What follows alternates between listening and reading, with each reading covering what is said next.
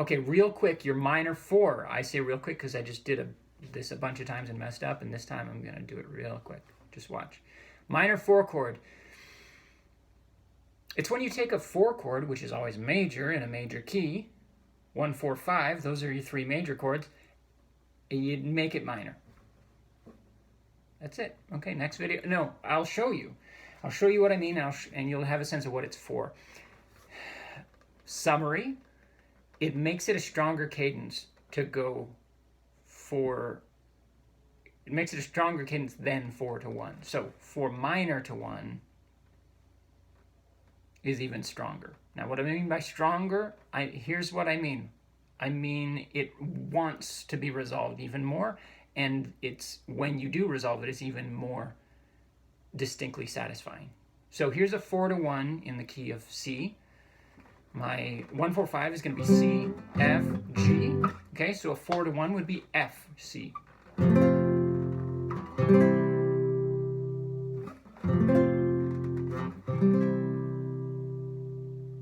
Let's make that F a minor.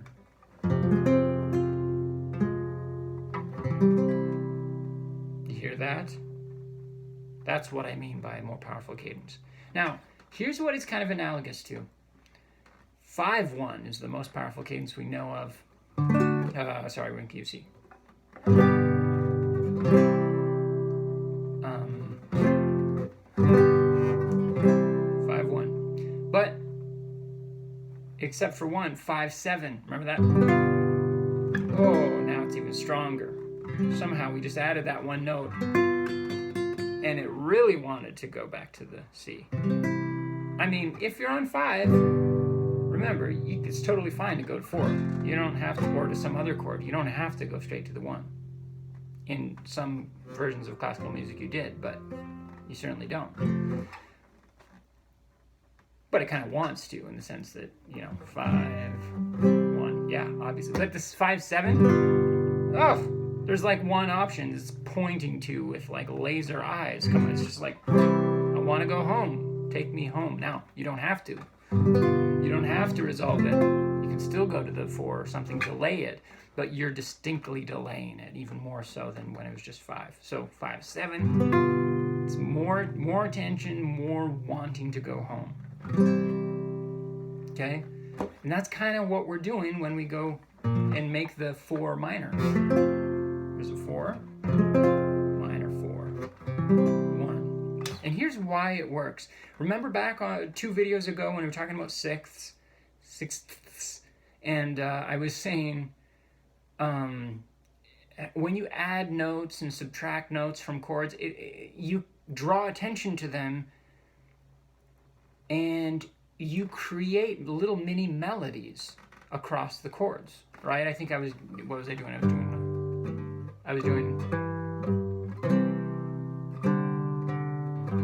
Remember that? Da, da, da, da. You hear that as a melody, even subtly, even if you couldn't just like sing it, but you still hear it. It's part of the flavors and the richness of what you're hearing, is that little melody, okay? It's the same kind of thing. You're creating a little unusualness in some area of a chord when you add a note to it. So here's my we're in key. I have to keep reminding myself we're in the key of C.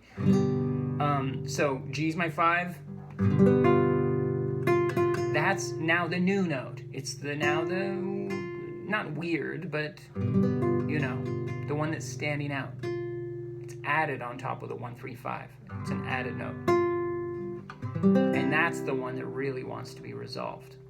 Okay? So when you do resolve it, it's really powerful. Same idea here with the minor 4.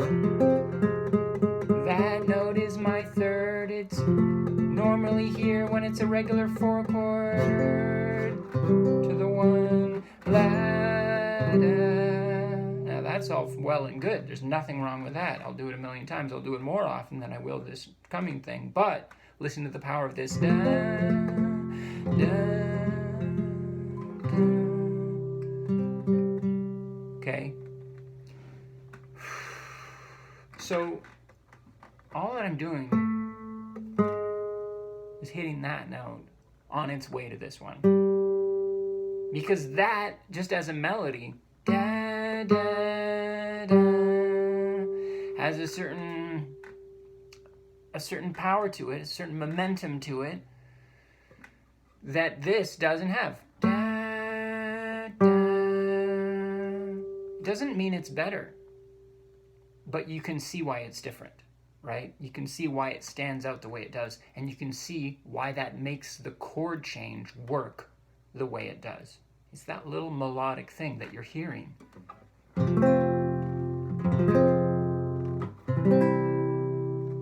That's it. Now, you can use the minor 4 anytime you like. Anytime you do, if you've been playing, mostly chords from one key and not changing around a lot and building a whole bunch of surprise into it, if you ever just kind of out of the blue go to a minor 4, it's really, the expectation you're going to generate is to go to the 1. It's very strong. It's very strong. Just like if you hit a 5/7 chord, you're going to create instantly that desire to go home. Okay? Again, that does not mean you have to do it. Check this out. I'm going to go 4, 5. No, we'll go straight to the 5/7. Back to the 4. Totally works, right? Now, it's a conscious delay. Like, you experience it as a kind of delay. You can't avoid that. But you can use that. That's great. It doesn't sound bad.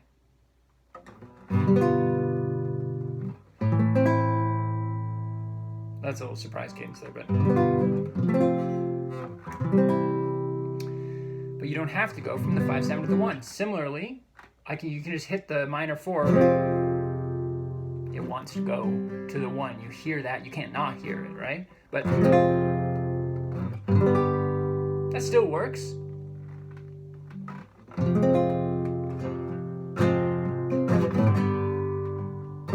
It's a bit of a surprise. It's a bit of a delay, similar to the 5/7. When you don't go to the 1 right after it, that's going to be predictably, I don't know what the word is. It's going to be a predictable kind of experience for the listener, right? You're going to know that the minor 4 or the 5/7 wants to go home, and so when you don't go home, you know that's going to be built into the experience of listening to it, right? But that doesn't mean it's a bad thing. It's just that's the power you're wielding, right? So it's something you want to be aware of, right? Tension, resolution, cadences. Minor 4 to the 1, very strong cadence. There you go.